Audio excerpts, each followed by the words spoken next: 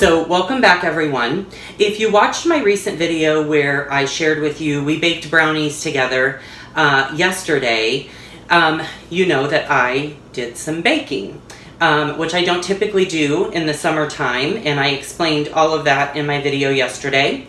And I knew as sure as I posted my video, there was one individual in particular who will go unnamed, Janine, who was going to enlist me to bake these cookies that she absolutely loves for a meeting that we have tomorrow afternoon. And so I figured, since I'm going to have to break out the baking pans and turn on the oven again, I would share this recipe with all of you, because this is actually a really nice, delicious cookie that cuts out 85%, if not more, of the ingredients that are required when you're actually baking true homemade chocolate chip cookies. But they have the same taste, and they're absolutely wonderful. They're absolutely delicious. There's very few ingredients involved. They're very, very simple, and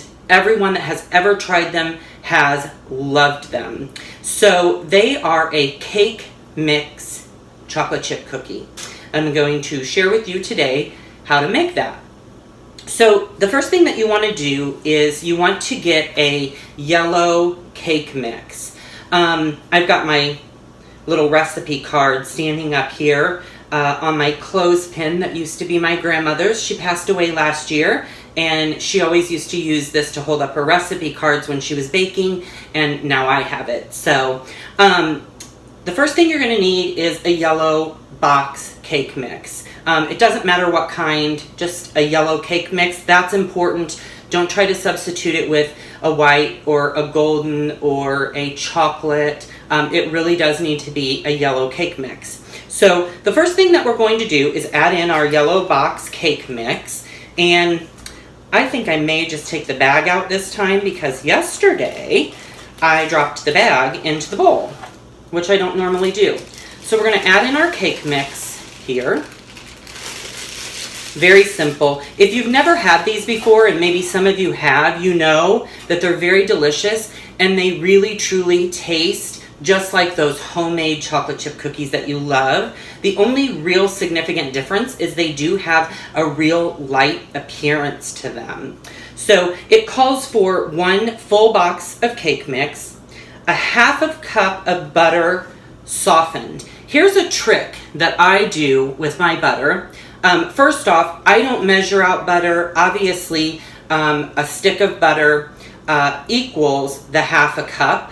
So I always use a full stick, and to soften it while I am preheating my oven, I will set the butter on top, and then it softens just perfectly, and it's not melted, because if it's melted, it's obviously not going to work the way that the recipe calls for. So I don't stick it in the microwave. I put it on my oven, let it nice and soften, and it works perfectly. So we're just going to drop that in there like that.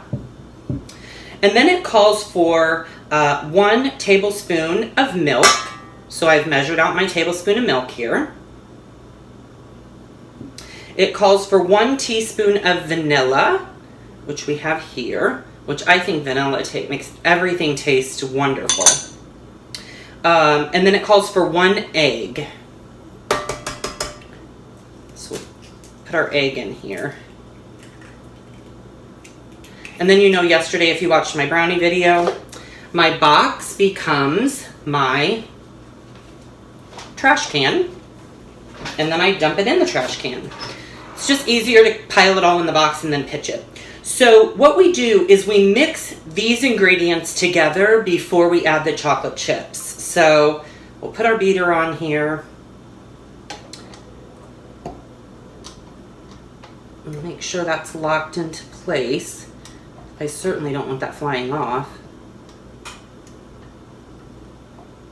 There we go. So I'm going to start this on a low speed. We'll mix this, and then we'll add in our chocolate chips.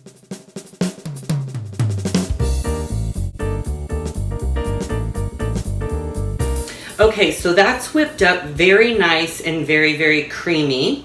And we're going to remove the beater here because for the chocolate chips, we have to fold those into our mixture. We're not going to use the KitchenAid for that. So I'll just show you here. We have a really nice, creamy, buttery consistency.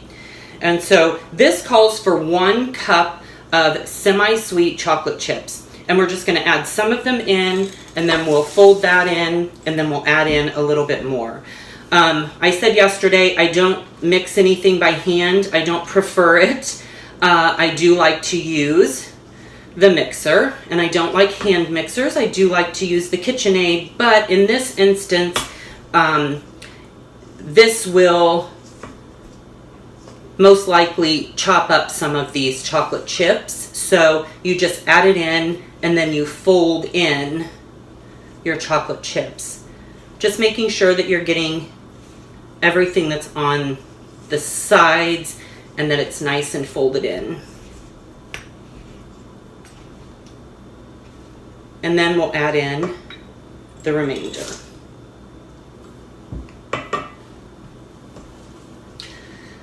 So I really was not planning on baking anything again anytime soon. The temperature did drop a little bit here today. Instead of like 110, I think we're in the 90s, which is still too hot to me to have the oven on, but she did ask me to make these, and so I thought, well, I guess I will. So these are mixed up very nicely,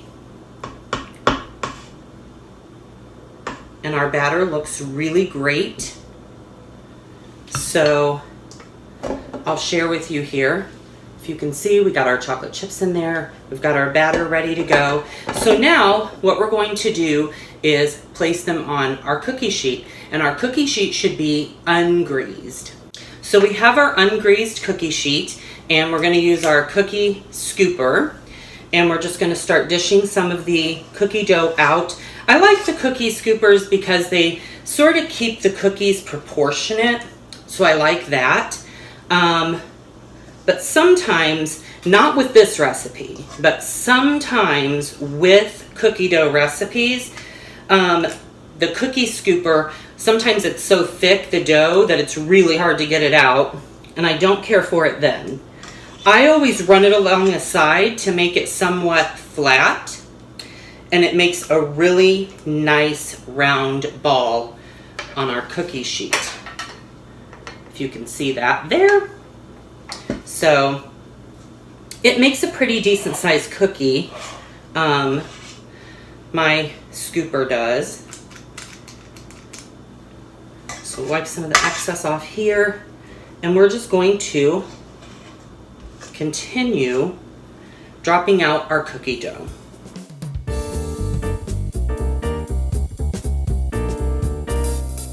Okay, so now that we have all of our cookies aligned on our cookie sheet here, we're going to bake them for 10 to 12 minutes. I typically put them in for about 8 and check them. And then if they need additional time, then I'll go ahead and continue. But I don't typically put them in and go directly for the full amount of time. So we're going to put these in the oven, and we'll be back when they're done. So our cookies are baked and out of the oven. And as you can see, they have this delicious light buttery color to them. They don't look like your dark brown traditional chocolate chip cookie. They have this really light, buttery, delicate look to them. They're absolutely delicious.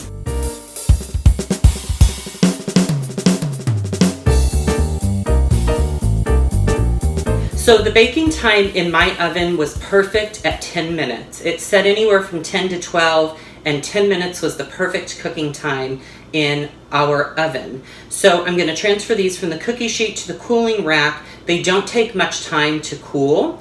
And the thing that I actually really like about this particular recipe is that these cookies are actually really nice and firm. So when they come right off the cookie sheet, totally solid. When you bake chocolate chip cookies, normal, regular chocolate chip cookies, oftentimes They, even after they've cooled some, when you're trying to dish them off the pan to a cooling rack, they still are a little bit weak. These cookies are not. So it has to have something to do with the cake mix versus, and these are literally just sliding right off of the pan.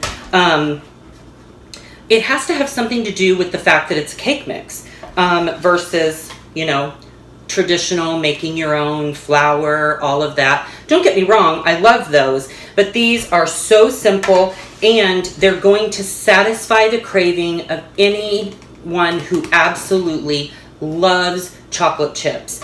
And they're probably going to impress your guest if they've never had them, because they're unique and they're yummy and they're delicious and they look lovely and they taste wonderful. And as I said, they're just so simple. The other thing I really like, and if you noticed on the pan, these cookies do not spread on your pan.